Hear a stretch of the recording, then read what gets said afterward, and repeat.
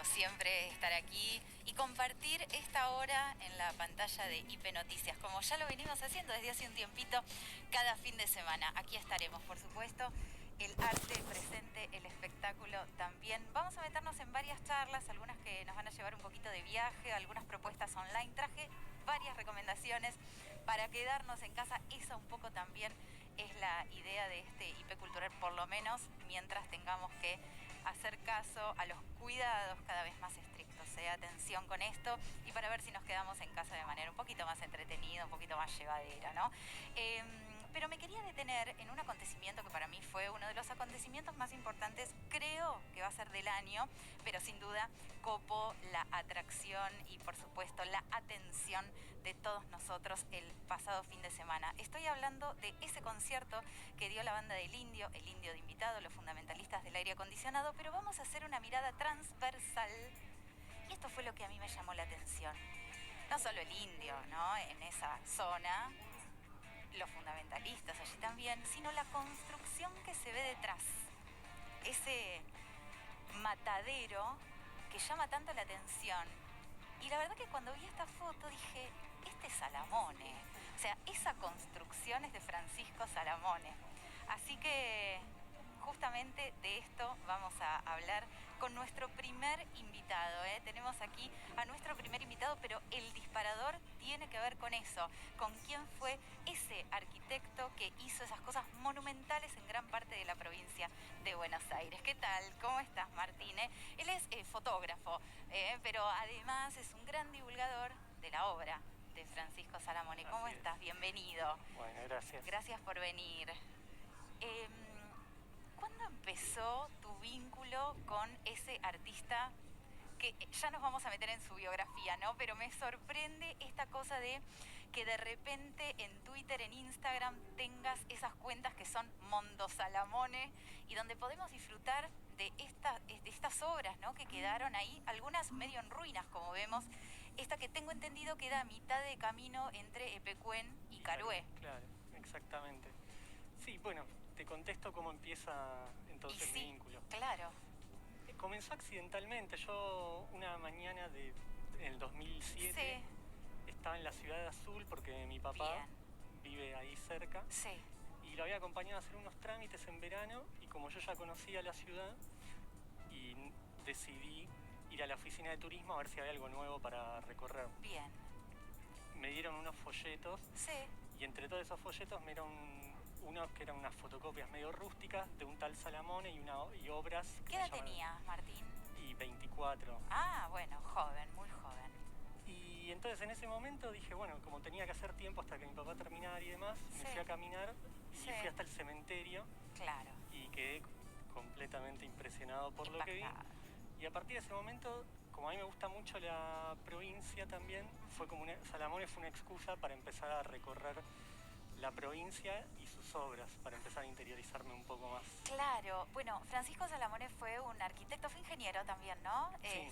Pero nos dejó estas obras, muchas de ellas se pueden ver en la provincia de Buenos Aires, como decía, y otras en Córdoba, tengo entendido. Sí, empezó en Córdoba. Ahí va, en realidad. Perfecto. Y luego empezó con todas este conjunto de obras impresionantes que se realizaron en solo 4 años, entre 1936 y 1940.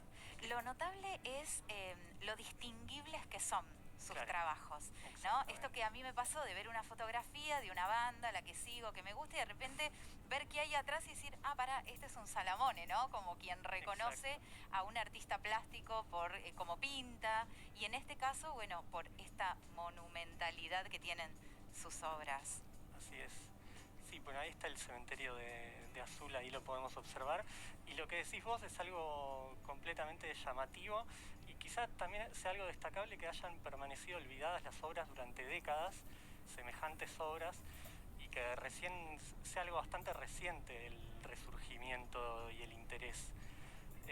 Porque estos trabajos él los hizo década del 30. Sí, fue cuando el 36 y el 40. Y tenemos que pensar que recién en 2002 se las declaró como monumento nacional y que recién ahora, el año pasado, se empezó a hacer toda una movida para presentarlas frente a la UNESCO para que se las declare Patrimonio de la Humanidad. Mirá vos. Entonces pasó mucho tiempo, muchas también están bastante abandonadas, como bueno. Sí, claro. Sobre todo los mataderos fueron los Bueno, claro, eso te iba a decir, porque también lo que tuvo Salamone, que es muy notable de su obra o del recorte, ¿no? De la obra que él hacía, más allá de palacios de justicia o palacios, edificios estatales, él trabajó mucho con cementerios y mataderos. Que era, ¿no? como una forma no sé, de vincularse con la vida bastante extraña, porque incluso hay algo medio lúgubre, ¿no? En su obra. Sí, lúgubre, a veces un poco bizarro, si puede se quiere, ser también. grotesco. El grotesco, eso es, sí, también. Sí, más que nada, municipalidades, mataderos y cementerios, también hay que pensar que muchos de estos pueblos eran pueblos pequeños en la década del 30 y era una manera como de materializar la presencia del Estado en esos pueblos que se esperaba que se crecieran mucho más. Muchos, la gran mayoría no creció tanto más. Claro. Quizás probablemente el caso de Azul sea la única ciudad grande. Un poquito más grande, claro. Claro. Ahora, lo que también contrasta es pensar o verlos directamente, ¿no? Esos pueblos pequeños que son pueblos con pocos habitantes, que son pueblos de casas bajas, y de repente esta enormidad, ¿no? Porque esto es como la escala a la que trabajaba. Es terrible, porque aparte uno ya los ve desde la ruta. Exacto. Yo creo que también en ese sentido les aportó una identidad a cada pueblo, porque ninguna obra se repite. Ajá. Entonces, una municipalidad, un cementerio, le da una identidad propia al pueblo, que después se replica en algunas casas, que uno se da cuenta que casas de época que intentaron replicar el estilo, en los logotipos de las municipalidades, que son a veces ilustraciones de las torres de la municipalidad o del cementerio. Entonces yo creo que les terminó dando quizá involuntariamente, o tal vez más allá del gusto de los pueblos, les terminó dando una identidad muy fuerte que recién están revalorizando en estos últimos años. ¿Y a qué crees que puede deberse esa revalorización de su obra tanto tiempo olvidada? Porque Salamone muere, no recuerdo bien cuándo, pero ¿qué fue? ¿Década del 50? Sí, más o menos. Sí. Bueno, digo, pasó un tiempo largo. Sí. Y él, cuando muere medio en el olvido, no sé si en la pobreza también, ¿no? Como alguien que, no se condice con esta fastuosidad de su obra. Yo creo que va a haber muchos factores. En algún punto yo creo que hay algo quizá de la identidad argentina, de que si uno ve estas obras en algún otro país o tal vez, yo mismo lo vinculo porque yo también antes tenía una fascinación con toda la arquitectura soviética, por ejemplo, que es algo similar. El a uno le llama la atención. Ruso. Claro, pero a veces esto que uno tiene casi a la vuelta de la esquina, porque hay obras que están a 200 kilómetros, no están tan lejos, a veces es como que cuesta vincular que la provincia de Buenos Aires, que es casi un territorio que el imaginario es campo y vacas, pampa, pueda tener algo tan interesante, y hasta a veces cuesta la idea de imaginarse uno pasando un fin de semana en un pueblo donde realmente quizás hay soja, algunas vacas y estas obras. Qué locura. Recordemos cuáles son esos pueblos, o por lo menos mencionemos algunos, por si hay algún desprevenido, ¿viste? Alguien que anda por ahí cerca, yo creo que la gente del lugar lo sabe, pero muchas veces pasa esto, ¿viste? Vas por la ruta, pasás por un pueblo que no conoces, pasás por primera vez, y muchas de estas obras ya se ven desde ahí, desde la ruta. Creo que, bueno, a ver, algunas de las conocidas, Balcarce. Exacto. Balcarce tiene, de las ciudades más grandes, Balcarce y Azul tiene. Sí. Después, quizá hablando ya más, bueno, Alberti es la más cercana una de las más cercanas desde Capital, junto a Chascomús. Bien. Y después quizá podríamos... ¿Chascomús también tiene? Sí, en Chascomús es un caso particular porque tiene el Palacio Municipal en estilo neocolonial. Entonces no tiene nada que ver con estas moles así tan futuristas, sino que es un palacio municipal que no llama tanto la atención solo por su tamaño. Y después quizás regiones, en el sudoeste de la provincia hizo mucho. Sí. Toda la parte, de Carué, que era lo que estábamos hablando, también hizo el Palacio Municipal, que es bellísimo. En Guaminí, cerca de Carué claro, también. está cerquita Guaminí, Y por ahí también hay muchos pueblitos en los cuales hizo obra y hizo delegaciones municipales que son pequeñas y también en estilo neocolonial, que están quizá más cerca de una casita de Tucumán que de estas obras. Que se caracterizan más como un art déco, ¿no? Sí, Entra medio en ese... Es medio raro igual, el art déco de Salamón es como muy personal, ¿no? Es que eso es lo que tiene, es muy personal. Sí. Quizá es muy difícil encerrarlo en una sola categoría. Martín, ¿y vos te fuiste involucrando en la vida de él? Porque también fue un hombre como bastante misterioso, ¿no? Incluso hay como datos, detalles de su vida que creo que no se conocen demasiado. Es que creo que ese también es el misterio y lo que atrapa a mucha gente que tal vez no tenga que ver con la arquitectura. No se sabe tanto, entonces hace que para mí, o al menos en mi caso, hizo que yo entrara y me metiera en ese mundo del cual de su vida no se sabe tanto. Entonces te quedan las obras y a partir de ahí te vinculás con eso y con los lugares. Bueno, en principio se sabe que él nació en Italia, que vino acá muy chiquito, por eso se lo considera italo-argentino, ¿no? Porque su crianza fue aquí. ¿Fue primero ingeniero y después arquitecto o al revés? En realidad, hasta donde tengo entendido, él estudia en Córdoba, donde existía una carrera que era la de ingeniero arquitecto. Ah, ok. Entonces ahí se recibe y después va a ser también en Córdoba donde él va a comenzar a trabajar. Bien. Y va a realizar sus primeras obras en Las Varillas y en Villa María. Y ahí es donde se pelea con la asociación de, no sé, de ingenieros. Sí, en el medio se pelea con la Sociedad Central de Arquitectos. De arquitectos. Se pelea y ¿qué pasa ahí? No, y quita ahí, se supone que ahí quita de su tarjeta personal como la cuestión de arquitecto y se queda solo con lo de ingeniero. Va a ser una persona que siempre va a estar como un poco migrando desde el momento, no solo desde Italia y sus viajes acá y su pelea con los arquitectos, sino que después también va a tener algunos juicios y va a tener que exiliarse en Montevideo. Bueno, va a ser una persona que va a estar en movimiento constantemente. Claro. ¿Y se sabe, por ejemplo, por qué tenía esa fascinación por los cementerios, ¿no? Que esta cosa de... Porque hay algunos cementerios que por ahí tiene varias construcciones y otros solo fachadas. Sí. Pero digo, el vínculo con esa construcción, con el cementerio, está todo el tiempo. Yo creo que tiene que ver, en realidad...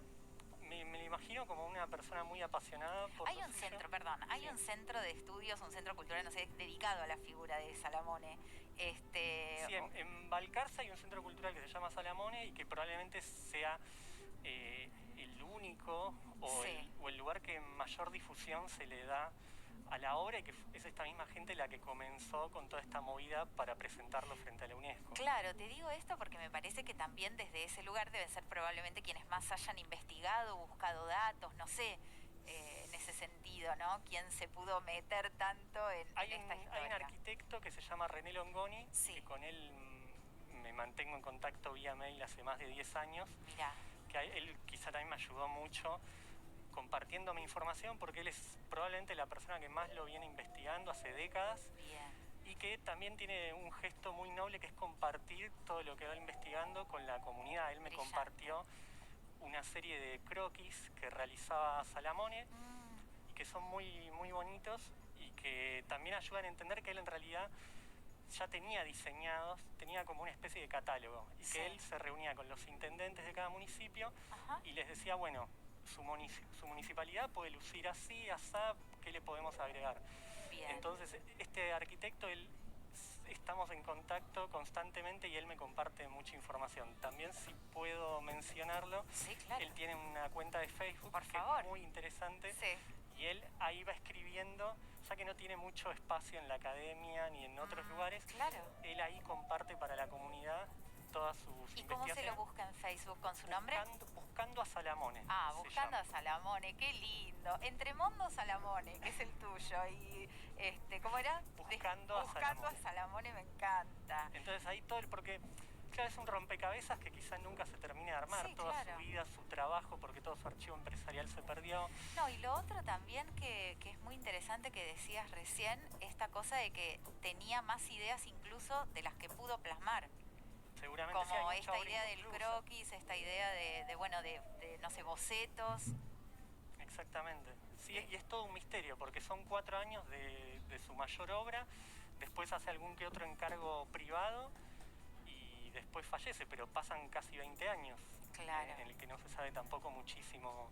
¿Se pueden calcular cuántas son las obras de Salamone que se conocen así por lo menos en Buenos Aires, en Córdoba, en esta ruta que vos nos planteabas? Son más de 60 seguro, porque también hay una cuestión de que se va actualizando todo, y así como al principios de los 90 había obras que se creía que no eran de él, hoy se sabe que sí y al revés, ¿no? Como claro. Hay obras que se van cambiando, pero más de 60 seguro se saben, y también hay un interés de los pueblos ahora también en los últimos años de ir revisando sus archivos y colaborar desde los lugares de patrimonio para compartir esa información de planos que muchas veces están olvidados en las municipalidades y están los planos originales. Impresionante.